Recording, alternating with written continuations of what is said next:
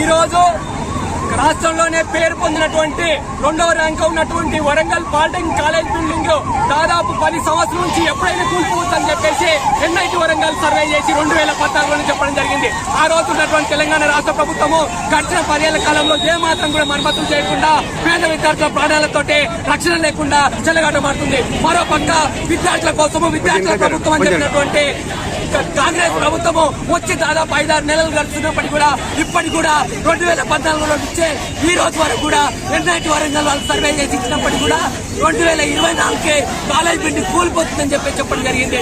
దాదాపు 2000 మంది స్టూడెంట్స్ ఈ కాలేజీలో అవుతున్నారు. 7-8 బ్రాంచెస్ ఉన్నాయి. ఈ 2000 మంది విద్యార్థులకు రక్షణ కల్పించాలంటే వెంటనే 25 కోట్ల బడ్జెట్ కేటాయించి వరంగల్ కొత్త college building polytechnic college building నిర్మించినప్పుడే భవిష్యత్ తరాలు విద్యార్థులు చదువుకుంటారు. ఇప్పుడు చదువుతున్నటువంటి పాలిటెక్నిక్ పేద విద్యార్థులు కూడా ఎప్పుడైతే